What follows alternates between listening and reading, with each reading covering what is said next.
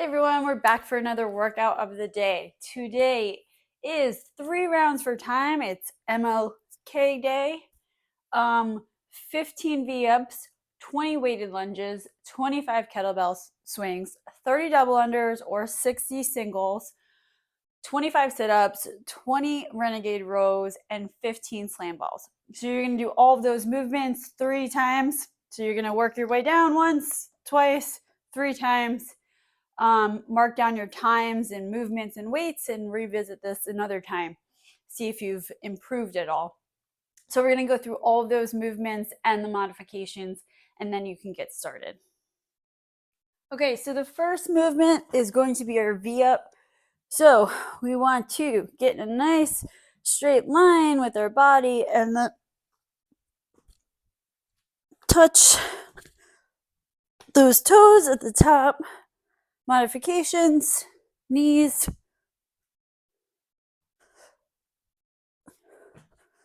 alternating legs or leg raises. But with leg raises, again, this is not a hip movement. We really want to engage those abs, so really squeeze those abs and lift. We don't want to be rocking,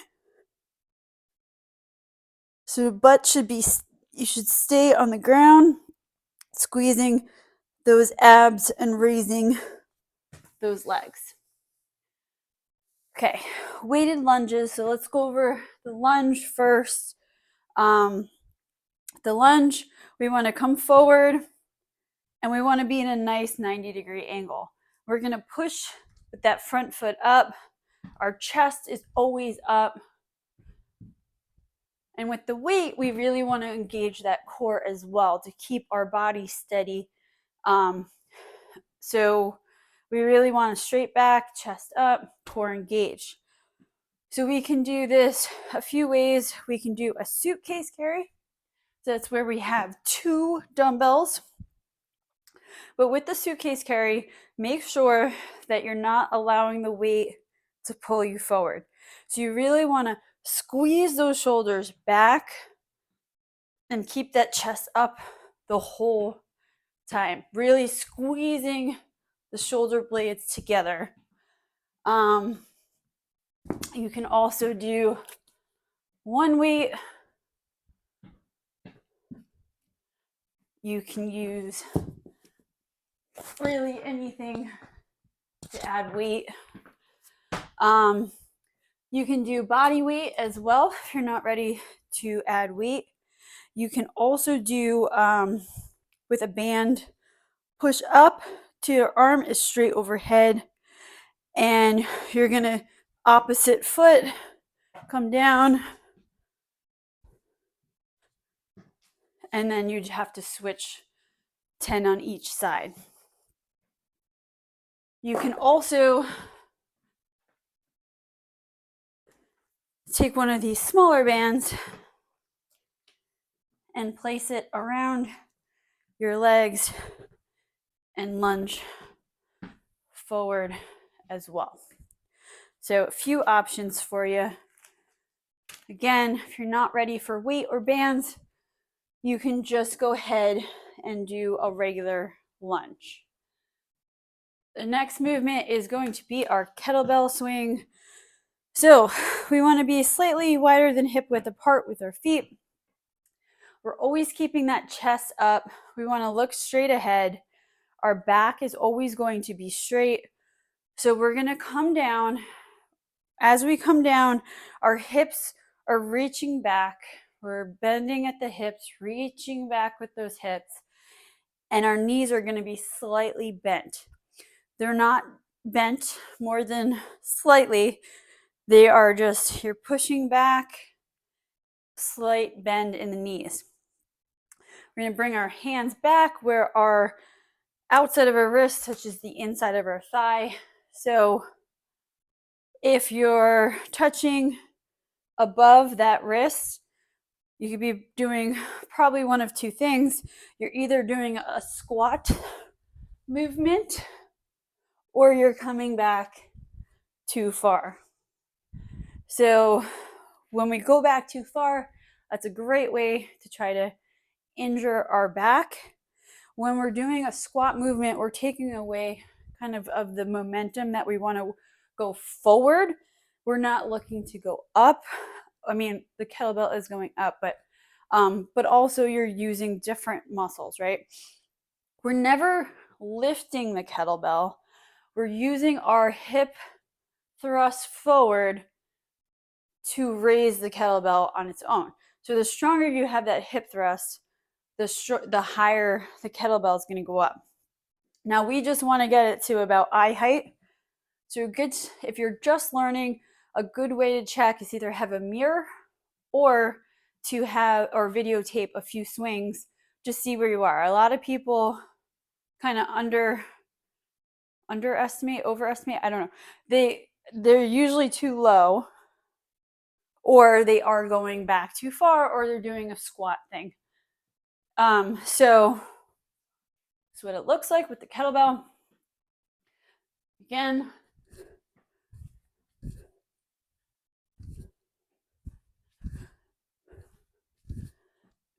okay, and if we don't have a kettlebell, we have a dumbbell. Use a dumbbell as well.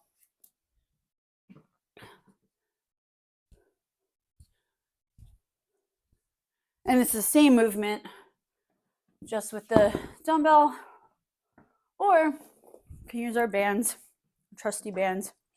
So step inside that band, come around, and just pull upward. And you're going to squeeze that butt at the top as well.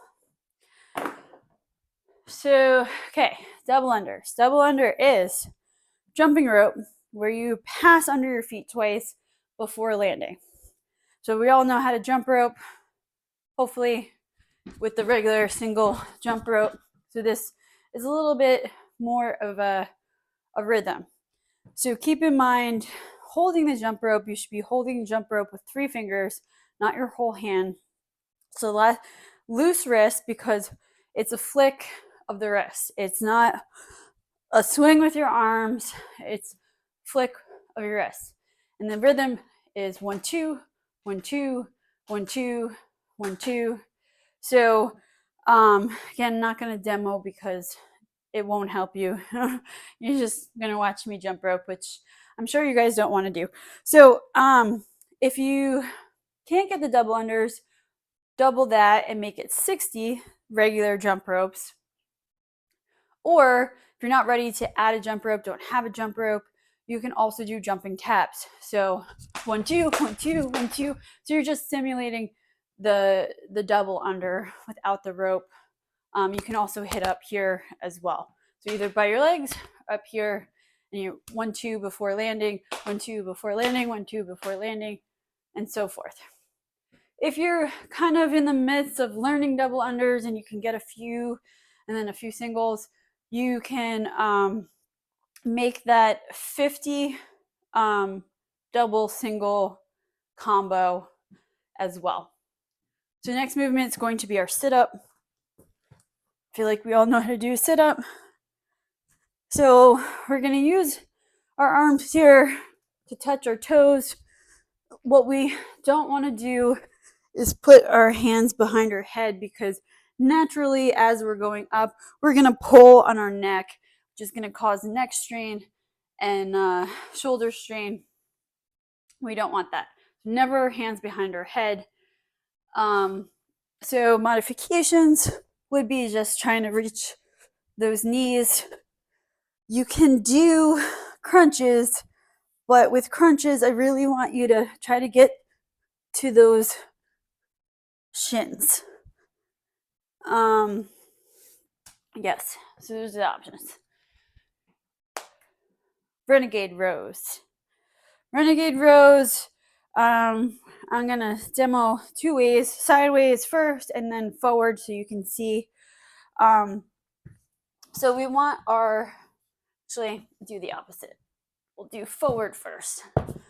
So we want our dumbbells so that our shoulder is over our hand. We don't want to be out and we don't want to be too close. And then we're going to be in a nice plank position. So we're going to set our feet a little wider for stability. The wider you have them, I mean, in so many senses, the wider you have them, the more stability you have. The closer, the harder it's going to be. So if you're really good at this, you can challenge yourself and have your feet a little bit closer. So we're just going to march back and forth, really squeezing those abs, because what we want to avoid is any back and forth movement with our body. We want our body to stay as still as possible as we lift up, as we row those dumbbells up. We also don't want to, again, we don't want movement, but this is really wrong. So don't do that.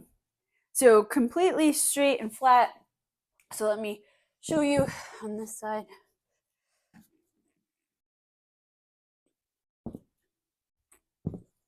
And you're squeezing your whole body that whole time. Your whole body should be tense. So it's not just an arm movement. It's really engaging your glutes, your legs, and your core in this as well. So a couple modifications. You can do shoulder taps. So you can just go into that nice plank position and you can tap back and forth. It should be a very controlled tap. So no like weird thing where you're moving. You want to keep that body as still as possible, just like the renegade row, and just tap, really engaging that core. So no, little to no movement at all with the rest of your body. You can also use a band.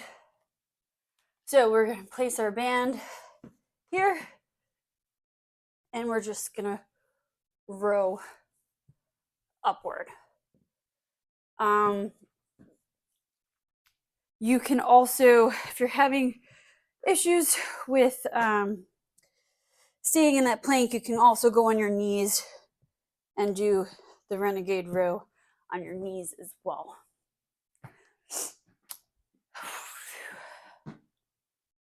And last but not least, we're going to get our slam balls in. So the slam ball is, we want to make sure that it's engaging our whole body again. So a lot of these movements seem like only one part of your body is being used, but you're really engaging a full body into this, right? So we want to be about hip width apart, slightly wider with our feet, toes pointed slightly outward. Our back is always going to stay straight. We're never going to let the ball control us. We're going to control the ball. So we're going to come down into a squat and grab that ball on either side. And we're going to use our legs to lift up and then lift up overhead and slam it down. So essentially that's a slam ball, right?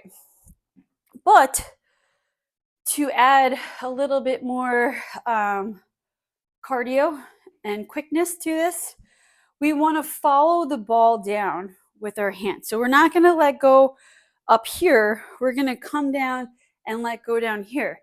But when you do that, we don't want to be letting it go like this. We don't want to be bending over. We want to come down and come into a squat. So we're keeping everything straight. And as we slam it down on the ground, it's going to have a slight bounce. And I mean slight bounce, maybe like a half inch off the ground, maybe an inch, depending on your floor surface and weight of the slam ball. On that bounce, we want to grab that back up. So we don't want to let it bounce. We want to let it bounce, catch, come back up. So it's a quick movement, right? So we come up, follow.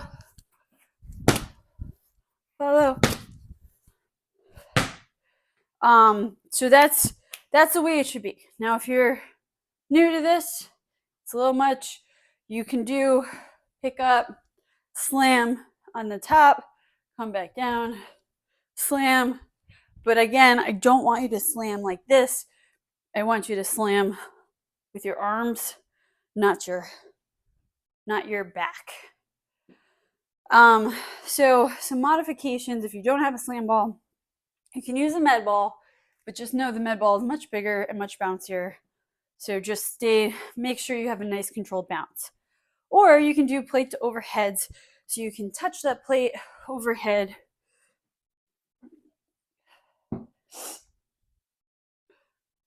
Again, my chest is up, my back is straight.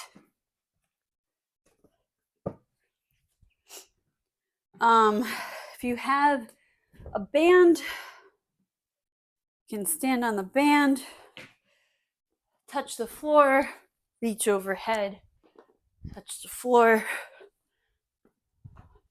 or come down as much as you can into a squat. And knees are always coming out no matter what you're using. So all of those movements are going to be done 3 times. So make sure you're marking down your times, weights, and movements, and always revisit to see your progress and